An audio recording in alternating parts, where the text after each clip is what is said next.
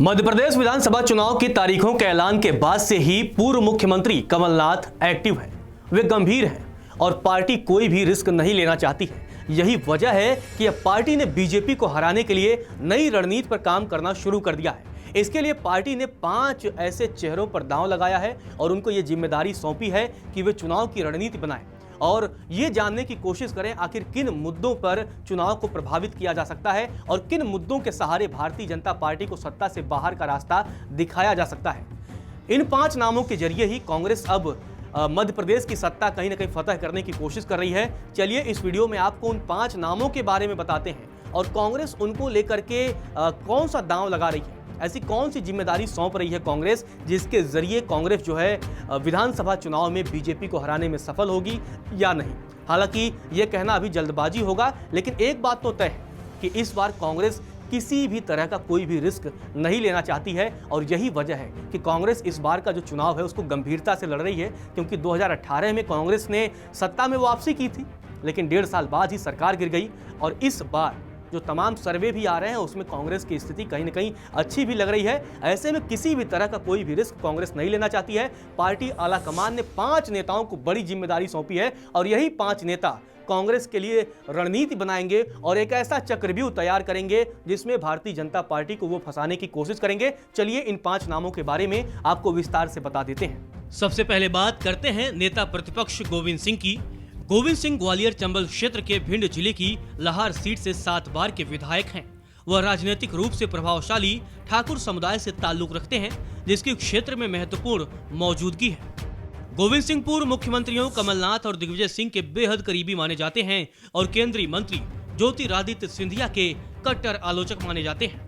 अब बात करते हैं चुनाव अभियान समिति के प्रमुख कांतिलाल भूरिया की। भूरिया कांग्रेस की चुनाव अभियान समिति के प्रमुख हैं और राज्य इकाई के सबसे वरिष्ठ आदिवासी नेता हैं। उन्होंने मई 2009 से जुलाई 2011 तक यूपीए सरकार में जनजातीय मामलों के केंद्रीय मंत्री के तौर पर काम किया।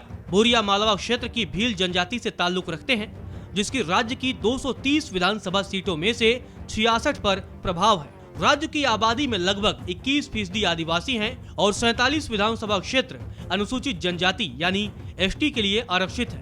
2018 में भाजपा ने उनमें से केवल 16 सीटें जीती, जबकि कांग्रेस ने इनमें से कुल 30 सीटों पर जीत हासिल की थी। विंध्य क्षेत्र में प्रभाव रखने वाले अजय सिंह कांग्रेस के अहम नेता माने जाते हैं। अजय सिंह को राहुल भैया के नाम से भी जाना जाता है।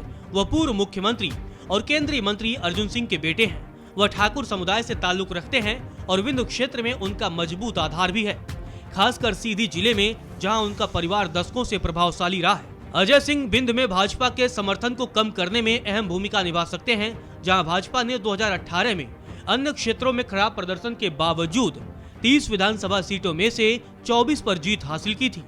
पूर्व प्रदेश अध्यक्ष अरुण सुभाष चंद्र यादव राज्य में ठीक ठाक प्रभाव रखते हैं। अरुण यादव पूर्व डिप्टी सीएम सुभाष यादव के बेटे हैं और 2007 में उपचुनाव जीतकर खरगोन से पहली बार सांसद बने। इसके बाद उन्होंने 2009 में खंडवा से फिर से लोकसभा का चुनाव लड़ा और जीत करके सांसद बने। इसके बाद उन्हें यूपीए सरकार में केंद्रीय राज्य मंत्री का पद दिया गया। उन्हें 2014 में राज्य कांग्रेस का अध्यक्ष भी बनाया गया था। उमा भारती को चुनौती देने वाले सुरेश पचौरी को आला कमान ने राज्य में रणनीति बनाने की जिम्मेदारी सौंपी है। सुरेश पचौरी ने विभिन्न मंत्रालयों में केंद्रीय राज्य मंत्री के तौर पर काम किया है और लगातार 4 बार राज्यसभा सांसद रहे हैं।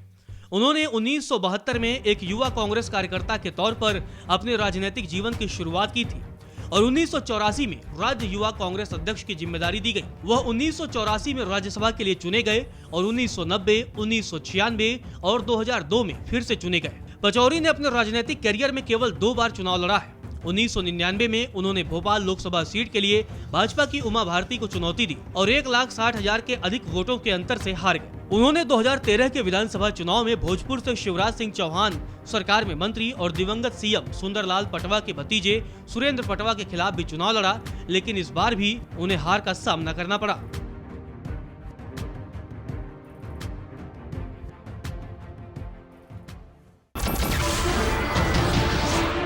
नमस्कार, मैं हूं मानक गुप्ता। अगर आपको हमारा ये वीडियो पसंद आया हो तो इसे लाइक और शेयर जरूर करें और हाँ, हमें सब्सक्राइब और फॉलो करना ना भूलें ताकि आप देश और दुनिया की कोई खबर मिस ना करें। तो जुड़े रहिए हमारे साथ और देखते रहिए न्यूज़ 24।